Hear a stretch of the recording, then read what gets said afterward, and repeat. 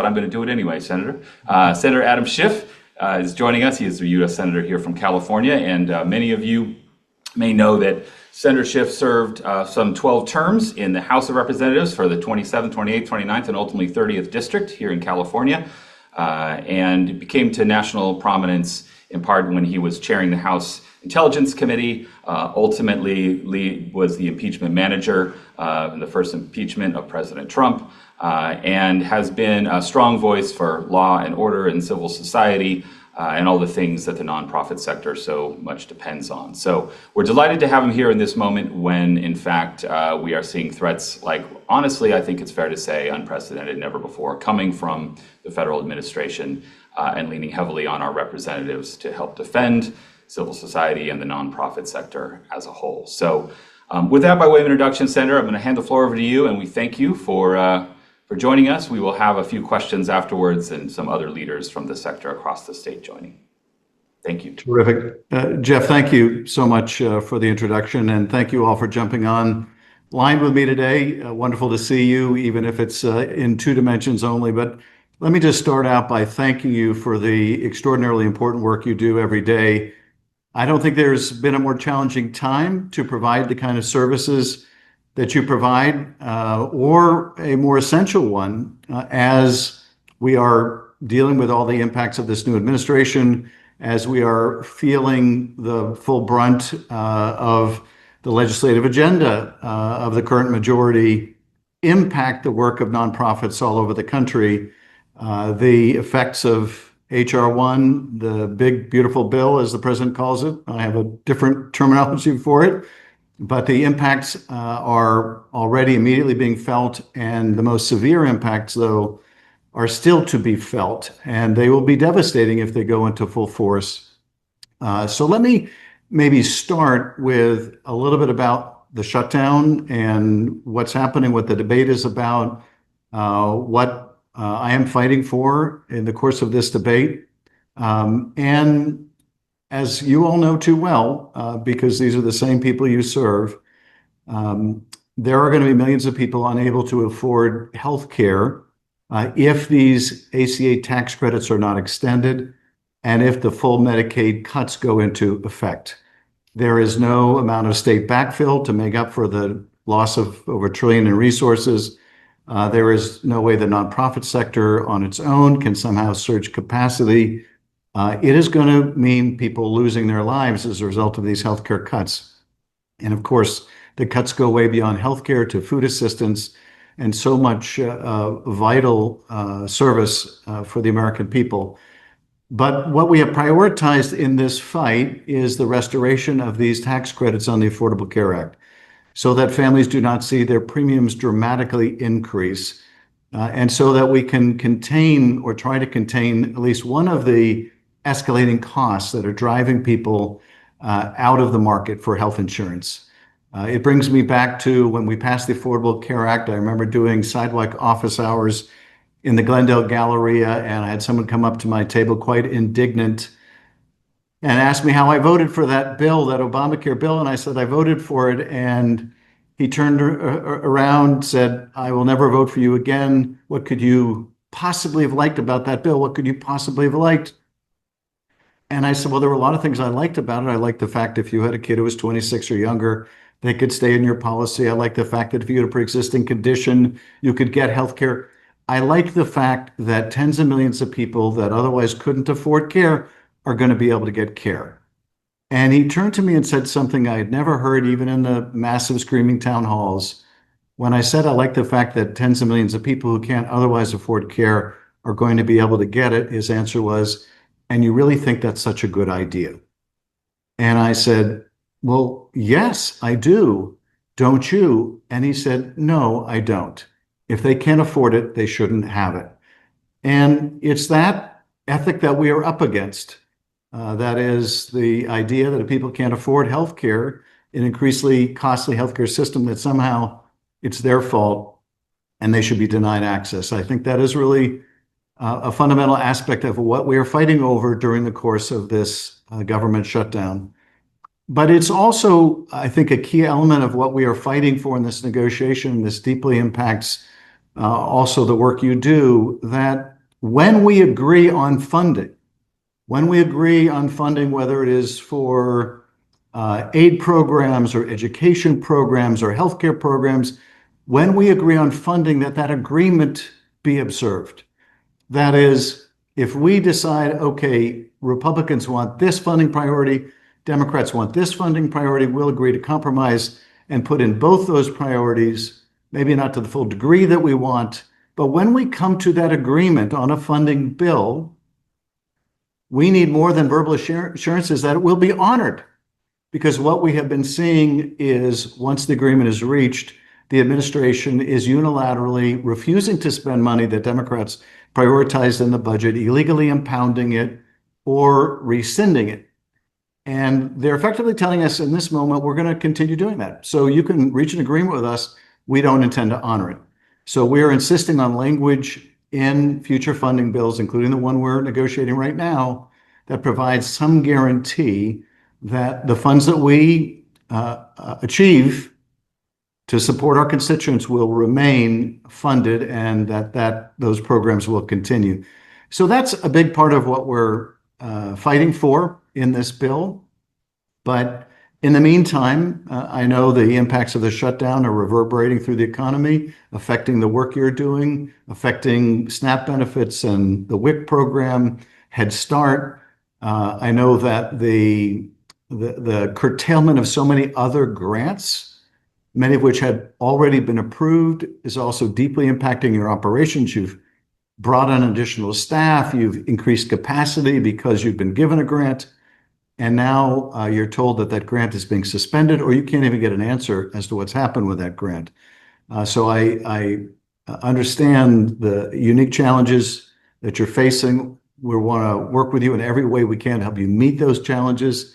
I look forward to the conversation today about how things look going forward. How do we address the crisis that we're all facing together, but you are at the point of the spear. So thank you for jumping on, and very much look forward to our conversation today. Thank you, Senator.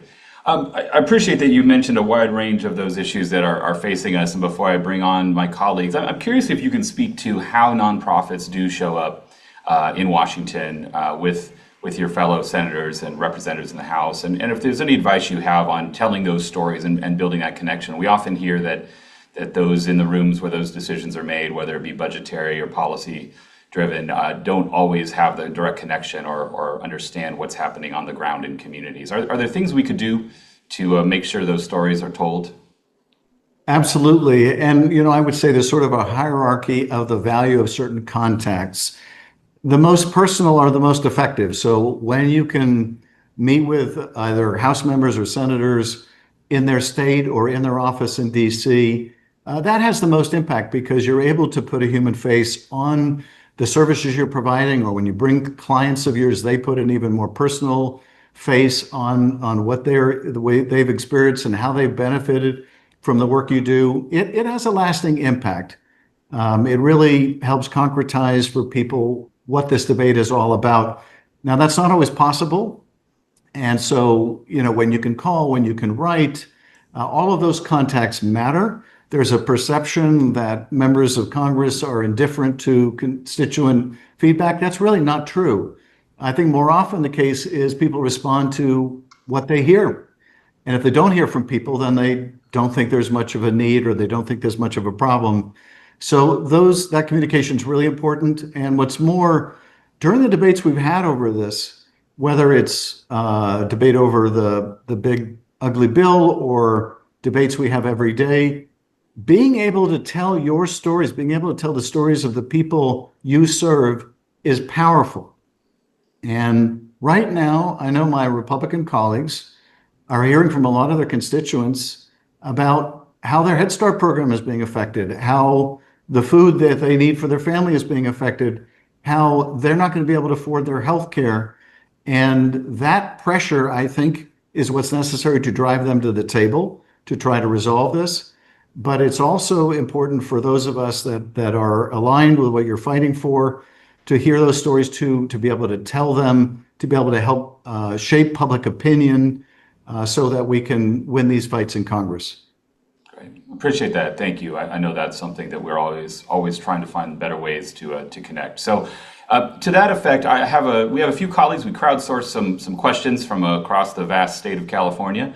So I want to bring on some of our nonprofit leaders, first of whom is from Sacramento area. So Wilfredo Cruz Jr., who's the executive director at Community Resource Project.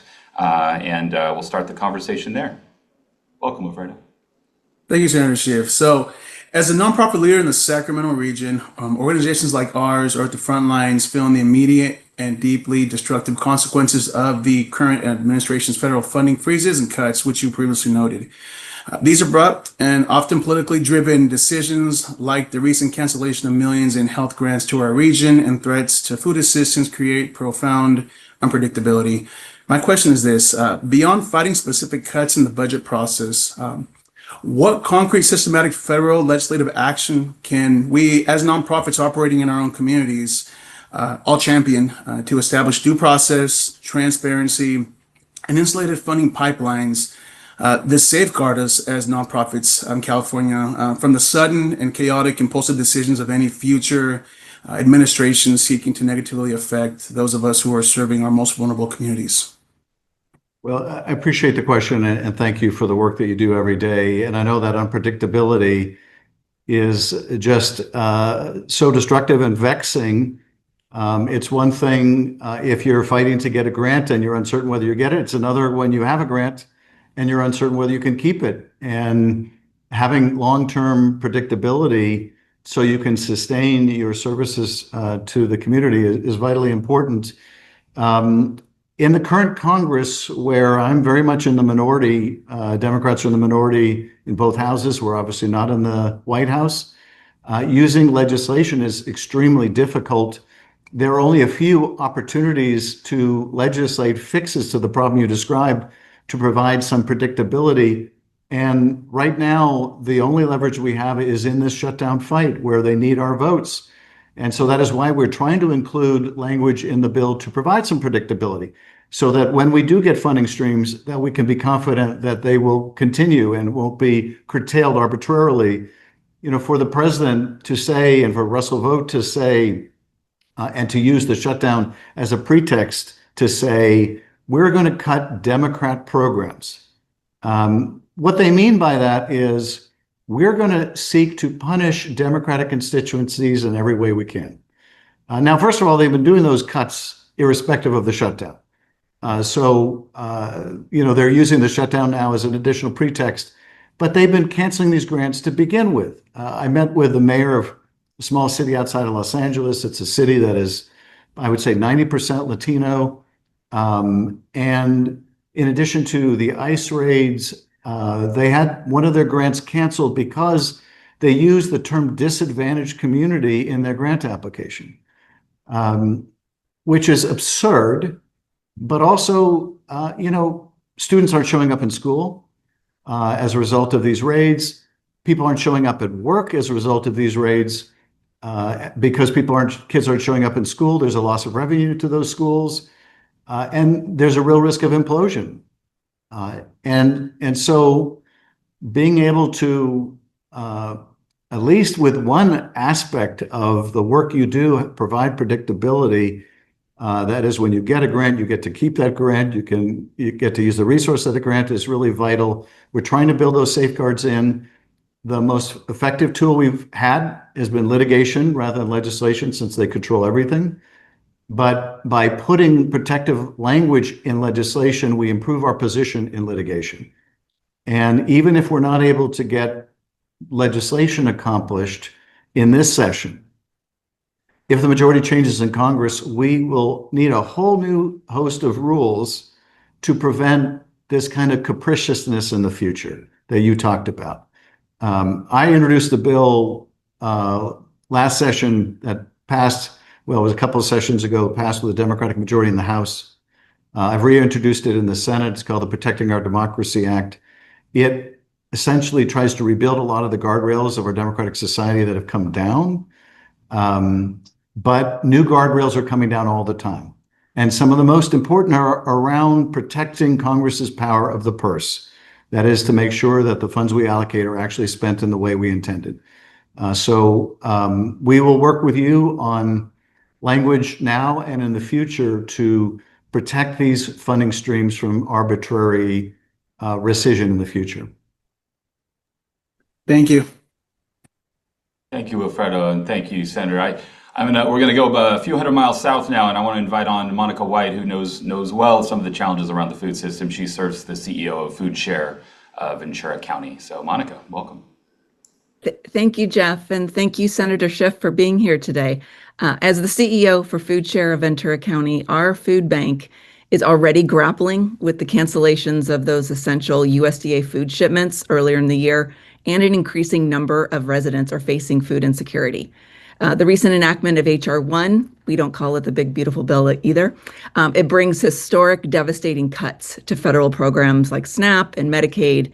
And while this was our top concern as of a few weeks ago, today's added instability of the government shutdown, it's huge. And in addition to the upcoming cuts to these crucial programs, today we're anticipating an unprecedented surge in demand, people needing food. Nonprofits like ours are the last line of defense for hundreds of thousands of Californians who are being pushed into further poverty and hunger. And as you know, nonprofits alone cannot shoulder the devastating human and financial burden of the decimation of this federal safety net. So my question is, with all of this happening today, what is it that we can do together at the federal level in partnership with the state of California to champion specific resource-based solutions and direct support of the nonprofit sector? Well, first of all, thank you for the work you do every day. I visited food bank south of you in San Diego County just about 3-4 weeks ago, and saw the incredible work that you do, but also saw how some of those food boxes have a lot less food in them than they used to. In addition to the cuts that you've described, the administration has also done away with some of the farm to food bank programs that were also a great source of fresh produce for your clients and those you serve.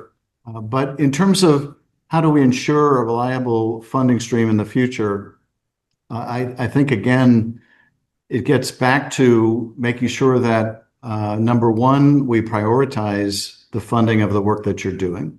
We recognize all of the unmet need there. We recognize the fact that in a country as wealthy as this one, no one should be going hungry. No one should be going hungry. It's morally wrong and bankrupt. It's economically foolish and unsustainable. It doesn't contribute to our society and economy when people can't even have the certainty of their next meal. So we need to prioritize this in our funding, and we need to make sure, again, that when we do create these funding streams, that they are honored and maintained. At the moment, I think the fight right now is to prevent further harms. And the most immediate harms that you mentioned, that is those that are going to be occasioned by the shutdown, we are trying to fight. We are trying to fight them using litigation because, notwithstanding the shutdown, the curtailment of certain funds is just plain illegal, as is the firing of some of the federal employees who are a necessary liaison for some of these services. But more than that, we need to look for new opportunities in the future when the majority changes, when the priorities change, when we're not fighting just a defensive battle. I hope that this shutdown will be resolved soon. My sense is, though, that it won't be resolved until the president wants to resolve it, until the president believes that that he's paying a bigger political price for shutting down the government than he believes he is at the current moment. So it's important, I think, that those most affected speak out, raise the public consciousness about that, so that there is a price to be paid if the president continues the shutdown. I know that is cold comfort to those who are in need right now, but there simply isn't a legislative magic button that we can push to make this problem go away. And so I think what we have to do in this moment is figure out, okay, how do we maximally mitigate the harms today? How do we keep as much of this funding going today? Through a combination of legislative pressure, of oversight. We're doing shadow hearings. We're bringing in people who are affected. We're shedding a spotlight on what's going on, and litigation, using the courts, where we're winning a lot. Now, when we get to the Supreme Court, God knows what happens. But even delaying the harms is important and valuable. And then hopefully we get to a place where we can go on the affirmative, go on offense, and expand the services that we're able to provide, and the resources and the certainty and the reliability of what we provide to enable your really important work. So I wish I could point you to, hey, there's a pot of money here, or there's a pot of money there. There's nothing they can do to stop it. That doesn't exist. There are, even with the programmatic cuts they've made, when we get back to a normal world, if we get back to a normal world, individual House members and senators through the appropriation process can direct funding to really important community-based efforts. When you apply for grants, let us know so we can support them. And if you have grants now that are frozen, reach out to us. We've had the experience that when people and organizations overseeing grants have had their grants frozen, and we intervene with the agencies, sometimes those frozen funds get unfrozen. Now, obviously, we can't tell them what to do, but sometimes, shedding the additional light on it can help free up some funds. And not just with Alex and myself at the Senate level, but reach out to your House members and include your Republican House members. Don't assume that because they voted for H.R. 1, they're not going to be willing to help you unfreeze a grant. So reach out to your representatives, because there are times where we are able to very specifically help with a particular grant. Thank you, Senator Schiff. We'll keep up the fight if you do. Absolutely. Thank you, Monica. So finally, I want to head inland here to the Inland Empire and bring on Susie Gomez. She serves as the CEO there at the Inland Empire Community Collaborative, and also as a board member with us at California Association of Nonprofits. Susie. Good morning. Thank you, Jeff. An honor, Senator Schiff. So the nonprofit sector here in the Inland Empire, San Bernardino, Riverside County, already is fighting to serve our communities with fewer resources than our LA and coastal neighbors. And like many nonprofits, we're trying to understand the impact of the series of executive orders, H.R. 1, divisive political rhetoric attacking our civil society and the work we do, and threats to our nonprofit exempt status for serving missions deemed unfavorable by this current administration. The intention seems to create immense legal and operational instability for most smaller, mid-sized nonprofits and leaders of color.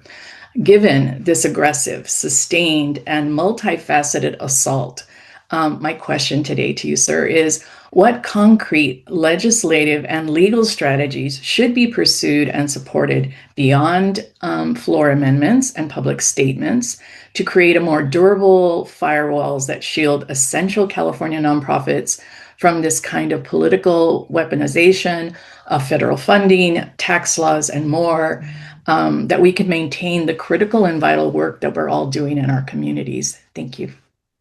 Well, I think implicit in your question are really two lines of attack that you're having to endure right now. One line of attack is going after your nonprofit status, and I don't mean yours in particular, but going after nonprofits, using the enormous power of the federal government to do so, because you either don't agree, or the administration doesn't agree with the mission of the organization, or personnel involved with the organization, or funders of the organization.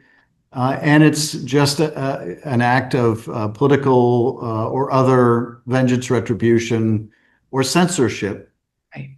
And the other facet of it is, because I think that first issue really goes to the threat to our democracy. That is, we see the administration going after universities and withholding federal grants. We see them going after law firms and threatening repeal of access to courthouses if they represent clients that the administration doesn't approve of. We're seeing the administration tell companies who they can hire or not hire. We're seeing the administration, through the regulatory process, pressure media organizations to cancel late night comedians or to pay the president personally if they want to continue to air or have a broadcast license or get a merger approved. We're seeing the Justice Department weaponized against perceived enemies of the president or of the sort of the cultural agenda of the administration. So the attack on nonprofits is a part and parcel of that broader attack, an effort to silence and intimidate the president's critics or the administration's critics or those who are not fellow travelers in their cultural agenda. But there's also the broader kind of censorship agenda. It is really astounding to me that a party that once claimed to be anti-censorship and took great umbrage at being censored should now be such an agent of censorship, where if you use the term disadvantaged communities or at-risk communities, or God forbid you use the word diversity or the word equity or the word inclusion, as if these are all horrible things that you should have your grants taken away, etc. I've never seen such a profound effort at censorship.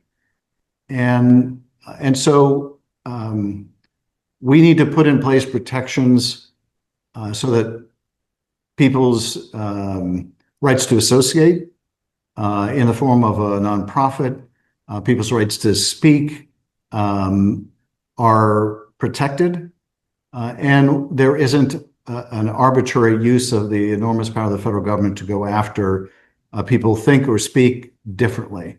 Now, I'm not optimistic about our legislative ability to do that at this moment in time. This moment in time, I think the only really effective remedy we have is litigation.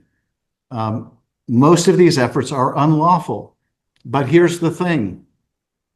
Does your nonprofit, and I don't mean to single you out, and this is a rhetorical question, but does your nonprofit or the vast majority of the nonprofits on this Zoom, do they even possibly remotely have the resources to fight an administration that is determined to take away your tax-exempt status? So you may have a perfectly airtight case to defeat this effort, but do you have the resources to fight the federal government for years? And the reality is, no, you don't, and they know it. And this is why I think it's been so important that we have seen nonprofits speak out jointly. There is safety in numbers. And really across all of our institutions, there's a problem that people refer to as the collective action problem.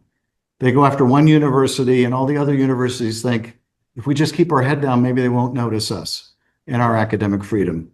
They go after one law firm and all the other law firms think, there but grace, with the grace of God go I, and we don't want to speak out because we'll be targeted next. Well, that doesn't work.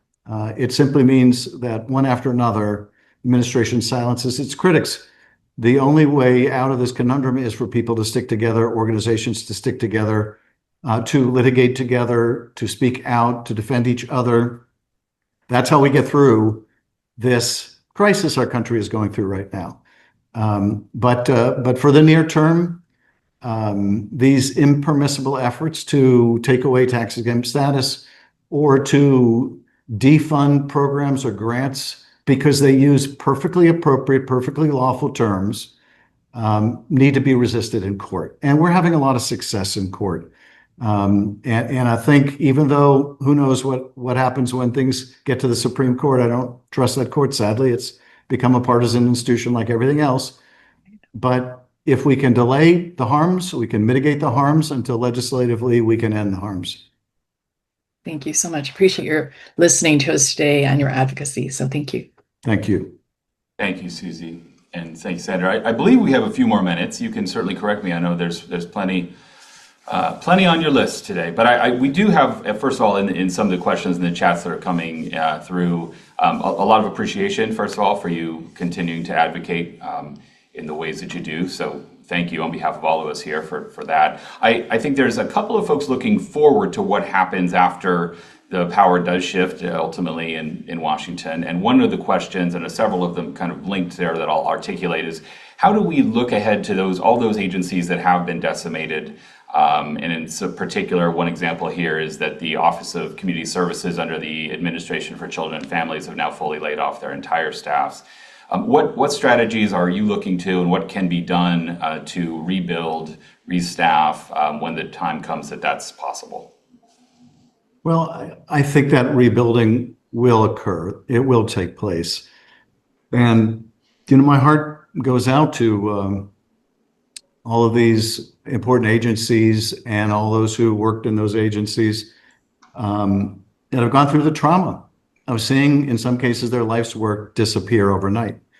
I remember early on in this crisis talking to people who worked on foreign assistance, who work with USAID, and I've met some of the most incredible public servants affiliated with USAID. I remember being in Afghanistan and talking to a 20-something young man who had been on the ground in Afghanistan for only a few months, but had already signed up for a second year. It was a one-year post. And I said, wow, you like it here so much, you've already signed up for a second year after only being here for a couple months? And he said, no, it's not that so much as we're in the development business and you really can't see the fruits of your effort in a single year. I want to see the results of my work here.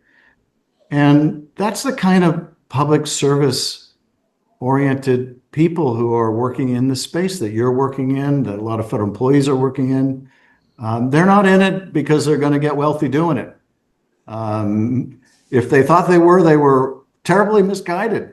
No, they're in it because they have a passion for it and they have a passion to serve.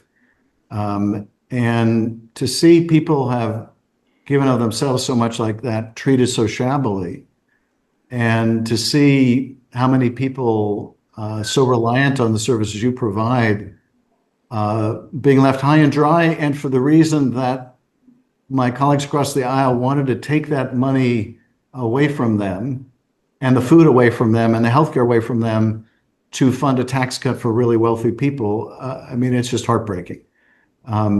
But the pendulum has swung so far in one direction, it will swing back. There will be a chance to rebuild, and I'm not going to try to sugarcoat it. A lot of the harms are going to be enduring. A lot of our partners are not going to trust us.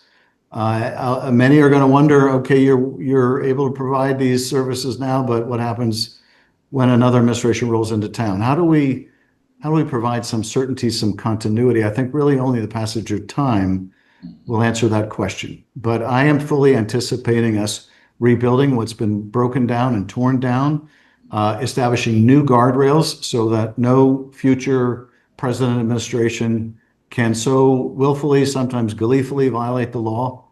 But I do want people on this Zoom to have the optimism that I have, which I know is in short supply these days, that it's not always going to be like this. I think when you're in crisis and our country is in crisis, it's hard to see how it ends. Sometimes it's difficult to see even if it will end, but it does end. This too shall pass. But we have a mission right now to try to minimize the harms while we go through this until it passes, and then we will rebuild. And hopefully we will rebuild better and even stronger than what we had before. Right. Well, here's to that. There are two things that have been brought up, and I'll maybe close on this. We'll let you go. One is, you have referred many times to the power of the courts as one of our best tools at this moment. And I didn't mention this during the introduction, but some folks may know that you were previously an assistant U.S. attorney and have decades of experience using the law as a tool for these things. Are there tools that, I mean, given that we are in California, and we have a much more friendly legislature and leadership and Department of Justice here relative to some states, to the sector and to civil society. And I will share that one thing we just recently had a big success in here, if you may already know this, but AB 1318, a bill signed by Governor Newsom just days ago, would actually now, it is on the books and defends the nonprofit status in California to the extent that we in a state have the power to do so. And we sponsored that bill working with Assemblymember Mia Bonta. And so that's a tool within the state, and several of our guests here are asking, what can the state do legally, politically, otherwise. We all know there's no general fund solution to filling the gaps on the money side right now. But what other tools from a legal perspective might be valuable from where you sit that we could use at state? Well, first of all, on the funding question, you're obviously right when you say there's no amount of state backfill that's going to hold you or the people you serve harmless. Yeah. Nevertheless, in the state, like at the federal level, there's a competition for resources. So your voices at the state level are super important right now because everybody's competing for fewer dollars, and you're representing some of the most in need folks anywhere in the state. So continue your work with the state to make sure that the legislature and governor prioritize the needs of our most vulnerable residents.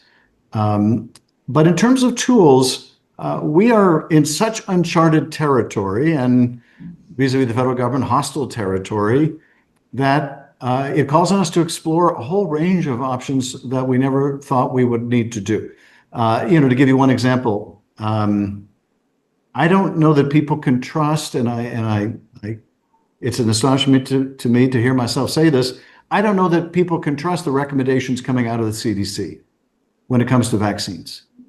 Now, previously, I would hear conspiracy theorists say something like that because that was confined to the realm of conspiracy theory. But today, the conspiracy theorists are the members of the Vaccine Advisory Committee. And what California has done as a result is say, okay, if our citizens can't rely on CDC for the recommendations, we're going to establish our own science-based commission to make recommendations to Californians. That was never necessary before, but it is necessary now. And it may very well be that we have to enact protections for Californians when their federal rights are taken away from them, to ensure that Californians are protected from harmful policies of the administration. There are limits, legal limits to what we can do. Some of the things that we might like to do might be preempted by federal law. There is, of course, a great collision between where California is coming from and the federal government when it comes to issues like immigration. But within the domain that we have that is not preempted by federal law, we are doing what we can and must do what we can to help protect people. So there are lots of opportunities to think creatively with our state government. The biggest challenge of them all is one I think the governor referenced some time ago. This is a very difficult nut to crack, and that is the administration right now is withholding funds from blue states. They're canceling grants in blue states. They're canceling projects. This happened long before the shutdown. Long before the shutdown, for example, they announced they were canceling Army Corps of Engineers flood control projects in California. Now, why on earth would they do that? Is flooding only a problem in red states? Do we only care about people who are flooded in one part of the country? No president before this one has ever thought that way, but that's the way this president is thinking. And we are a donor state in California. We send a lot more to the federal government than we get back. And if the administration is taking the position, we're not even going to give you what little we give you to begin with, it does prompt California to think, then why are we sending so much money back to the federal government? If we need to take care of our own because you're not helping anymore, then what does that say about the relationship between our state and the federal government? And that is a big problem. But there may be pieces of that we need to figure out ways to solve so that we can keep more of our own resources. And it may be something at the intersection of state and federal tax law, so we can keep more of our own resources to help our own citizens if we have a hostile federal government and a president who views himself as only a half president, that is only representing half the country. Well, I'm delighted to hear you say that. We just yesterday had a whole webinar on HR1, and one of the things we reminded folks of at the beginning is that California is in fact a donor state to the tune of more than $80 billion to the net positive. So we appreciate that leverage is real.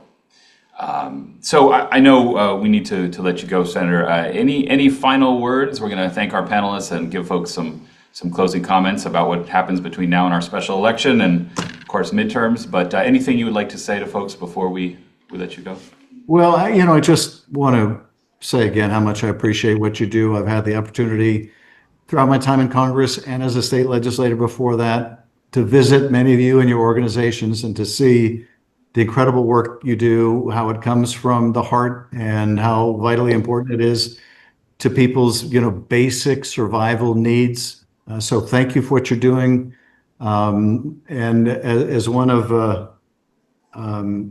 your representatives mentioned earlier in the Zoom, when she said, we're not going to give up the fight if you don't, I'm not giving up the fight.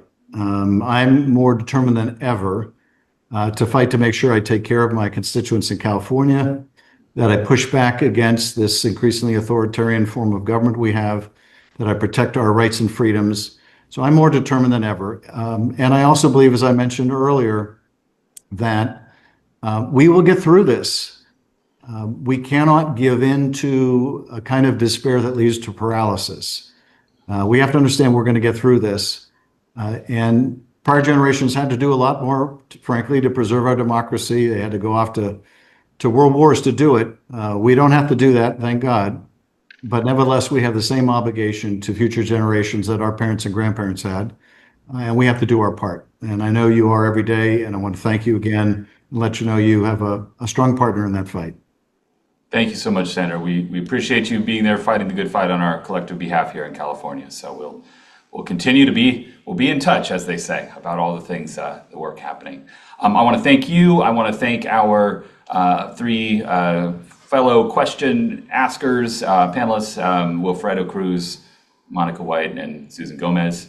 And I just want to remind us in closing today, we are just a short few days away from a special election here in California on November 5th. And so get out the vote is always on our minds, and anything you can do to encourage yourselves, your colleagues, your volunteers, your staff to vote with their mission, a longtime campaign of ours at CalNonprofits, please do. We also, of course, are now counting down to the midterms next year, and we'll see what lies between here and there. But on behalf of all of us here at CalNonprofits, again, thank you to Senator Schiff. Thank you all for joining us, and we will continue to share whatever information we can to give everybody the tools we need to build the power that the nonprofit sector truly has and deserves to have on behalf of all of our communities. So thank you so much, and we will be